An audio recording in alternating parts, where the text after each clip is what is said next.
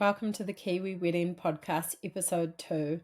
Thank you so much for the amazing response we've had with episode 1 and everyone that has followed us on Instagram at the Kiwi Wedding Podcast. Come and jump over and give us a follow if you haven't already. Today we have a bride and groom on the podcast. Ben and Kupa are telling us all about their day. I was lucky enough to be their wedding photographer. They got married at the end of 2020.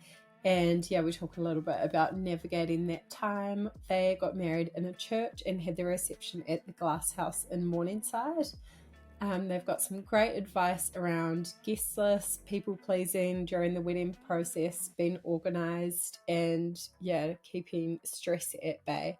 I'm so excited for you to hear this one, and we have some really awesome guests coming up as well. So enjoy episode 2 with Ben and Kupa.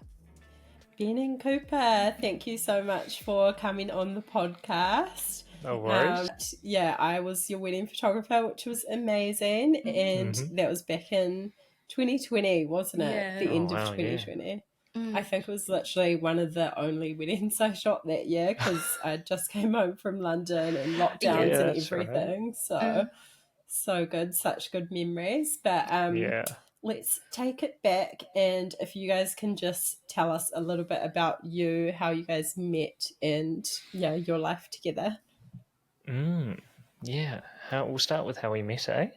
Yeah, so we met at a youth camp, classic Christian way of meeting a partner. We met at a youth camp back in 2000 what year was it? Oh my God, I can't remember. Maybe 2010. 2010, yeah. So we met at youth camp, and Kupa was very impressed with the fact that I tried to memorize her whole name, which at the time was Kupa Kwashe Monica Matambanadzo. Now she enjoys the fact that it's a bit shorter. It makes it easy to fill out forms. But that was how we met all those years ago. A bit about us as a couple. What do we like to do? What do we like to do? We like going on road trips up and down the country and like staying in cute little Airbnbs. Yeah. We like going on walks. Yeah. We like sitting on the couch and watching Netflix. Big fan of sitting on the couch and watching. Yeah. We also like trying new restaurants. And, big foodies. Yeah. Going to different events. Yeah. But that's us. Yeah, pretty stock standard, really. Yeah, so good. Love that. Love all those things. Can you tell us a little bit about your proposal story, how it went down? Yeah. Hun, do you want to take this one? Yes. Our proposal story. So Ben proposed on our 5-year dating anniversary. At the time I was a bit like, when are you gonna propose? Like, I had a bit of tension, maybe a bit of anger. A little bit. He was taking so long. But in hindsight, 5 years isn't actually that long. So like on the day, Ben kept it like really chill because I think he kind of wanted to confuse me and make me think it was just like a cute, like nice day. We did some like op shopping in the morning. Like we love finding like cute like secondhand things. Yeah. We went to this secondhand bookstore, which was really fun. I ended up getting a little bit sick on that day. So then we came home and then like rested for a bit. And then in the evening, we went to Fabric in Hobsonville. And so Hobsonville was like where the water was. That was the first official date that Ben and I had. And so Ben took us back there. And so we had dinner and then we went to the water and then he started telling me about, do you remember that time 5 years ago when we were sitting here and I took you here because I wanted to get away from my parents. He brought me over on our first date. He brought me to his parents' house and I was the first girl he had over. So his parents were really excited and just like asking lots of questions. And Ben got a bit overwhelmed, so that's why we went. It was very overwhelming. That's why we went to Hobsonville just to get some space. Yeah. And then he brought me back there on our anniversary. and then said lots of like cutesy thing, and I was just like, what's going on? And then he went down on one knee and asked to marry me, and I didn't actually respond. I kind of just screamed for some time. Took so long. And I didn't realize that stressed Ben out because he wanted to know what the answer was. But I thought the answer was obvious, so I kind of felt like I didn't have to answer. But then I eventually did answer. Yeah, that was good when you finally said yes.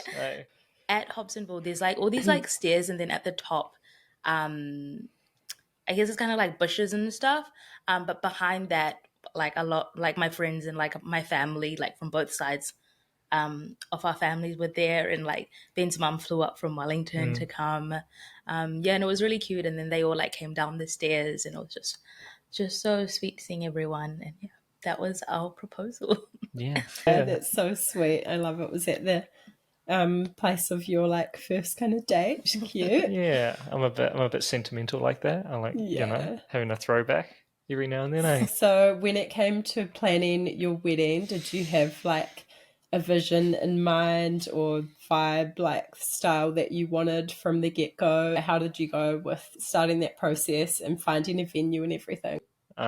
Something I wanted to prioritize from the start was food and photos. That's something I kept telling Kupa throughout the process, is I don't want to cheap out on photos or food, because everyone talks about the food and you remember the day through the photos, so you want to make sure those two things are good. So we got a great photographer, and then we were lucky to get a really good food vendor as well. But I mean, you did most of the organizing when it came to all the spreadsheets and everything, Yeah, so we had a lot of Pinterest boards for each of the different like parts of the wedding. So like Pinterest board for like the bridal party, for like the table arrangements and like the flowers, and like some on like different color palettes that we wanted for the wedding, and like cakes and things. So a lot of it like it came from Pinterest, and that kind of helped to like help visualize what it was going to look like. But we were kind of going for like sort of like pastel colors and like floral rustic kind of vibes, and we wanted to use like a lot of sort of have like a vintage element to it. Like the vases that we used, they were all like kind of like vintage. That secondhand thing that we really like kind of came through a lot in our decorations, Yeah. And we had like a lot of dried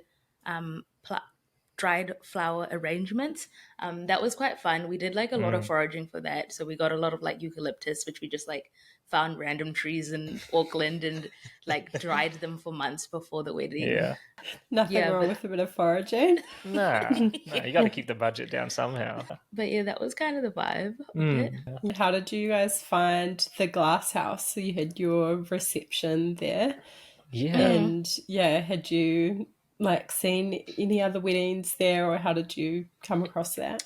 No, we hadn't actually seen any other weddings, but interestingly enough, on the day that Ben proposed, I think we went to maybe Kind or Crave on that day, we walked past the Glasshouse, and I remember saying to Ben, man, it would be so cool to have like an event in there one day. Little did I know that Ben was going to propose and would end up having a reception even there. Before the proposal. I forgot that. Yeah, it was like around lunchtime that we walked past it. But I think I just found it on Google, and it just really fit the vibe, because like there was just like so many trees, and it had that very like natural look with like not fake plants but like real trees, and it kind of went with like the arrangements that we had. And it was just like a beautiful open space and had a lot of light. And because photography is like important for us, we wanted a place that would have like good lighting. Yeah, and they were on. But one of the biggest things that made us choose it was the fact that they do a lot of the work for you. So like they set up all the tables for you, and like at the end, they even do like your table arrangements. Like we sent them photos of like what we want our table arrangements to look like, and like diagrams of like how we want everything placed. And then they literally did it for us, and then they packed it all down and had it ready for us like the day after the wedding to pick up. And like they even had staff like serving people on the day. So it was just like, we didn't find any other place that was that helpful and for that good of a price. They were very accommodating, especially even during COVID. They were really good with the communication as well. keeping us in the loop with what was happening. It's such a good like central location and rainy location as well. You guys were fine, but we've had so much rain the last wedding shocking, season. eh? So that's like, you have to think about it in New Zealand, unfortunately. So that's a really cool space. And it's you had Little Wolf catering as part of it as well. Yeah, awesome. They're so good. They're actually one of my clients they were now. amazing. So beautiful food. Amazing. Yeah, they're so good. Tell me a little bit about your suit and dress, your outfits for the wedding. The process of choosing them, if you always had something in mind that you wanted. I'll go first. Mine would be pretty short. How did we choose my suit? We went to, I think I had an idea of what I wanted, and we kind of talked about it, and we both agreed on it. So I went to Tara Cash because I saw they had a sale on, and I got myself just a nice kind of grey suit, white shirt, brown shoes, brown belt, and a kind of a blue floral tie. And and then for the reception, I swapped out for a tie that had like an African pattern on it, and that was pretty much me. Keep it simple. Yeah. Nice. Guys are so easy. Yeah, it's pretty chill. I wanted to be a little bit extra with my outfits. So I had 3 wedding outfits for the day. My first one was for the ceremony. And it was very like lacy kind of dress. It was backless, and then it had like, it's called an A neck where it kind of like comes down. And it had like a really cute, like longish tail on it. And then I had like this really beautiful 3-meter veil just because I wanted to be a little bit extra. And that was quite fun. It was really good having my maid of honor like pick it up and like move it. You couldn't go anywhere alone, could you? And then my second dress was for the reception, and that was also a white dress. The dress for the reception was like, in terms of weight, it was like a little bit lighter, and it could be like clipped at the back, and it just like allowed me to dance a bit more. It still had like some like pretty cool like little details on it, like little sequins and stuff.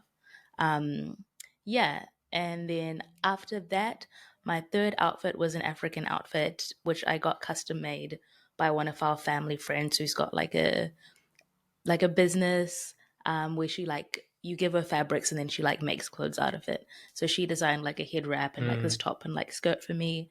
And then she also made some African skirts for all my bridesmaids. Yeah, you look beautiful in all of it, eh? Thank you. So cool. I love that you had all those different moments as part of the day. It was so good. Not extra. You can do whatever you want on your wedding day. Oh yeah, and I had a tiara. I forgot to mention. That's right. Yes, That's so cute. Can you guys remember how many guests you had? Talk about narrowing down the guest list or choosing who to invite. I know that can be a really tough part of the wedding planning process. Yeah, it was quite tough. I was, at the time, I was working for a church. So when you work for a church, everyone's your friend. So we invited a lot of people. I think in total we had like between 250 and 300 there. I don't know what the exact number was, right? It was somewhere around there. Yeah. For this ceremony, we weren't as like strict with the amount of people we wanted. But the church itself could fit about 300 people, and it was like pretty full. It was very full. So I'd say like around 250 to 300 for the ceremony. And then the reception, we had 150, which looking back even now, like that's still quite a bit for me. It was so much, yeah. I think if I could redo it, I'd either have like an elopement or just have like 50 people. That's what I always wanted. It was very much like, it was so hard to narrow it down. Yeah, because you got your friends and they're all kind of interconnected, and it's like if you invite this person, you have to invite that person, and then that person has a partner, and so it just kind of keeps going, eh? Yeah. Yeah, so tough, but yeah, it was such a good party though. It was a lot of fun. Vibe. Yeah. Can you tell us anything else about the big day, how it went down, and any like highlights, or what was your favorite moment from the day? Man.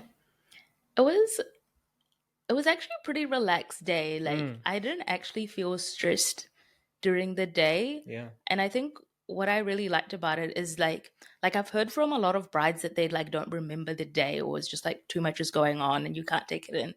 Um, but I feel like I had quite a few like nice moments where I would just like I felt quite present and just like enjoyed the little moments. When it got to the day, it was kind of just like you can't really change anything now. So like quite a few things went wrong, but it was just like like what can you do now? Like the most important thing is that we say our vows and we've signed the papers. Anything outside of that, it's just like, oh yeah, whatever. Yeah. But it was just like really fun, and like I loved having all our different groups of people that we know and all our families like come together and just like have fun and like laugh together and get to know each other more. Yeah.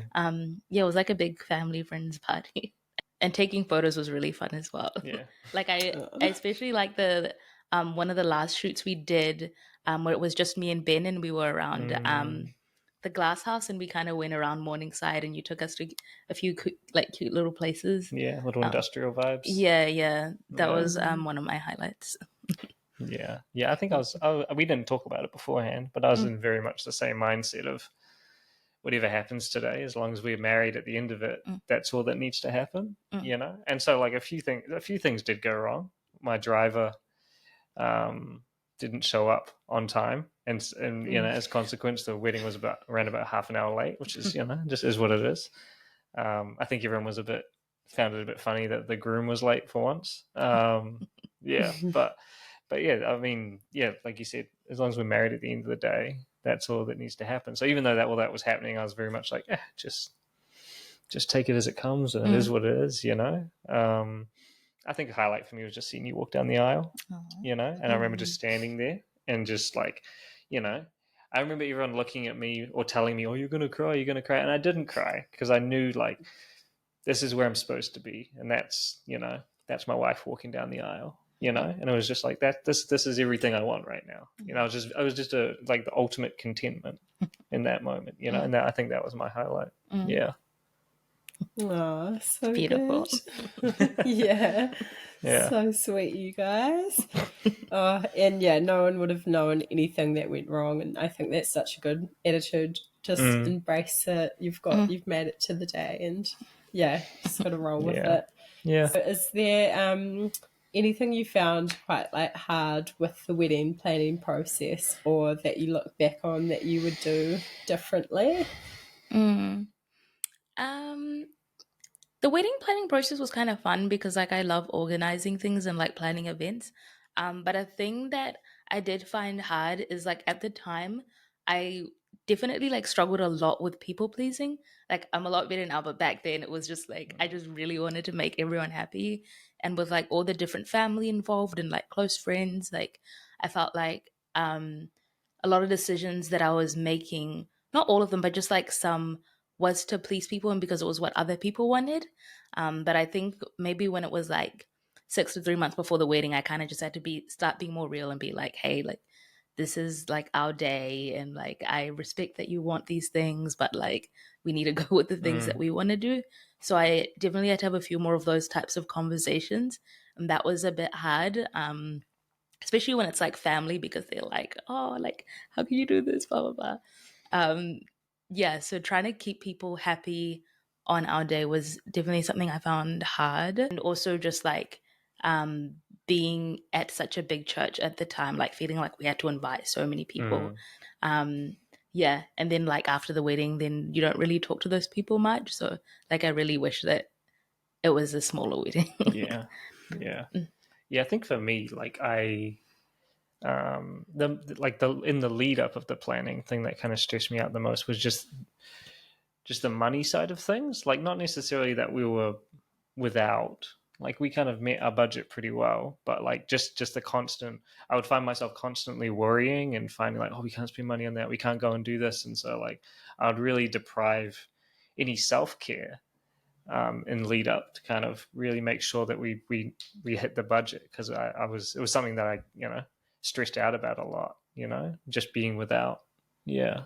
So I think that was kind of the thing that made me worry the most. And now looking back, I'm like, oh, we would have figured it out no matter what. But yeah, at the time it was quite present, quite front in mind. Yeah. Yeah, that can definitely be stressful, and weddings are a lot. And yeah, when you're kind of working towards this big event for so long, and then that's your priority.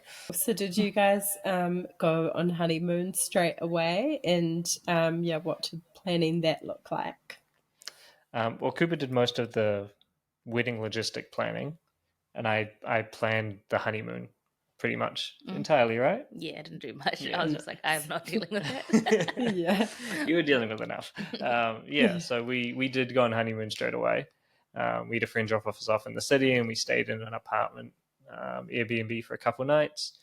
And then we did a road trip down to Christchurch for, how long was it? A week? 2 weeks? Like 10 days. It was 10 days, eh? Yeah. So not the longest honeymoon, but it was great. So we drove all the way down and stayed in To Marlborough Sounds. Marlborough Sounds. But we stayed in the Hilton Hamilton on Taupo first, and then we went down to Marlborough Sounds and stayed there, and that was really nice. Just we found this really nice Airbnb that had a pool and overlooked the water, and it was just really, really relaxing. But yeah, the morning after the wedding, just waking up and knowing like, oh, all that stress is gone now. You feel like you're light as a feather almost. So you can just go about your honeymoon, enjoy yourself. You don't need to worry about anything. Yeah, that was pretty special, eh? Yeah. So nice just to have it, nice and relaxed, not jumping on a plane straight away. Like, we're so lucky to live in a beautiful country that there's so many good places to go. And of course, it was during COVID, so there was no chance of travel for us. So just make the most of your backyard, I guess. Yeah. Did you? I can't remember the timing with lockdowns and stuff then, but was there ever like a worry in your mind that restrictions were going to definitely affect things? I think it was like 3 weeks before the wedding. We just finished, I can't remember what level it was, maybe a level 2 lockdown. But like a month or maybe like a month and a half before the wedding, we went into a lockdown, and we didn't know how long it would go for, because it felt like they just kept extending it. So we were really lucky, because like literally like 2 weeks before the wedding, the lockdown was like released. Yeah. We were like planning, oh my gosh, like, are we going to have to do like an elopement? Because it was like, you could do gatherings of, I think it started of 10 people, and then they increased it to 50 people. So we're thinking like, what are we going to do if we can just do 50 people? Yeah. But then it ended up being fine. We never made serious backup plans though, did we? Did we? Oh yeah, we thought about it. But I don't think we ever. I think we both. I felt like, oh, it's just going to happen, Yeah. But yeah, well, there was, even though there was that kind of that confidence, there's always the worry, because it was back when the government would be like, we're shutting down the country, and the next day all the streets would be empty, So yeah, you still didn't really know. But yeah, we got very lucky. Yeah, so lucky. That was quite a stressful time for people. So do you guys have any advice, or what would you say to couples planning their wedding right now? I think for planning your wedding right now, like whatever stresses you in your everyday life, because planning a wedding is stressful, that stress will kind of come to the forefront. So I guess kind of knowing what your triggers are, or knowing the things that kind of you might struggle with, is really important, so you can mitigate those things. Like for me, it was kind of like I always worried about money or not having enough, and that kind of came to the forefront when we were planning the wedding, but also just, even though you're trying to deal with yourself and keep everything in check, just enjoy the process as well. Make sure it's what you want it to be. Try not to impress other people. Just do what you want to do, I guess. I guess my advice would be similar as well. Well, just do what makes you happy, and do it for yourself, because it is your day, and you only get one day. Generally, for most people, it's just one day. And you want to look back and like not regret it, or be like, oh, I did things for other people. So just like through the process, enjoy all the little moments of like planning it. It can be stressful, but then it's also like beautiful moments to like look back on. So enjoy all the different stages of planning, and then enjoy the day, and make an event out of each kind of big decision, I guess, as well. like celebrate along the journey. Yeah, every little milestone's worth celebrating. Yeah. Awesome. That's great advice. Thank you. Were there any helpful websites or apps, different resources that I know you mentioned Pinterest already, which is definitely a favorite, but anything else you can think of that was helpful? Yeah, mostly Pinterest and Google Drive, that whole suite. So like used Tech Queen Kupa. Made a lot of spreadsheets, and that was really great, just being able to do like split things into categories, like the different budgets for like different sections, like the flowers, the food, venues. It was really helpful just being able to categorize everything. Yeah, and just getting it all out of your head, eh? Yeah. Like, because it can be quite overwhelming when it's kind of all up here, but once it's on paper, or at least in a spreadsheet, it's a lot more manageable, and you can kind of divvy jobs out a lot easier. And there was this company, I've forgotten the name of it, but our flatmate at the time told us about this like wholesale flower supplier. Because we did like a mixture of dried floral arrangements and then like fake plants that looked quite real or that had like a dried look to them. But we found this like really good wholesaler. It was like based in West Auckland and Henderson somewhere, but I cannot remember the name. But yeah, I used this site quite a bit just to kind of like plan what I wanted the arrangements to look like. And so I would like screenshot the different things that I'd want to buy and then put them in a sheet and be like, okay, this is for this arrangement. Yeah. And yeah, that was also really helpful for budgeting purposes and being able to visualize everything. Did you feel like you got post-wedding blues, or was it a bit of a like come down after the big day, you know?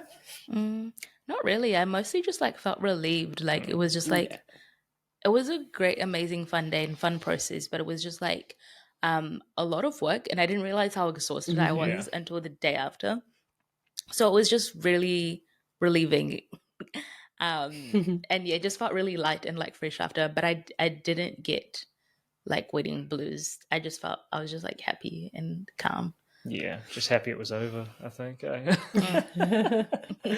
Nah, but it was more of a relief to kind of like, okay, it's everything happened, everything went right. Yeah. Is there anything else you guys want to add about married life now? I think this is a pretty common thing that people say now, but I find it really helpful. Just remembering that marriage isn't the end of anything, or it doesn't fix any problems. It's only the beginning of things, you know? And so I think, one of the really beautiful things we've learned in the kind of last 2.5 years is just to really be reflective on ourselves and to keep learning about the other person as much as possible. Yeah. That's more of a marriage tip than a wedding tip. But yeah. Yeah, that's definitely so true. Like who we are when we first started going up, because I think I was like 17. So a totally different person to like who I am now, and like Ben was also like quite young. And just like knowing that who you are when you start dating is like probably going to keep changing like through the years, like as you spend more time together and as you get married. It can be a good thing, like enjoying the fact that you get to keep learning about this person and you keep getting to know them, and you get to see them in different seasons and as they change as a person. But yeah, we've definitely learned like to not get like too attached to the person who we were when we met, because it's like the person's going to keep growing and keep changing, and it's like that's actually a beautiful thing and doesn't have to be a bad thing. It's so important, I think. Marriage is way more important than just your wedding, so such a cool celebration, but you've got to think about the rest of your life after that as well. So amazing advice. Well, thank you guys so much. Thank you for having us. Thank you for having us. We've had such a fun time.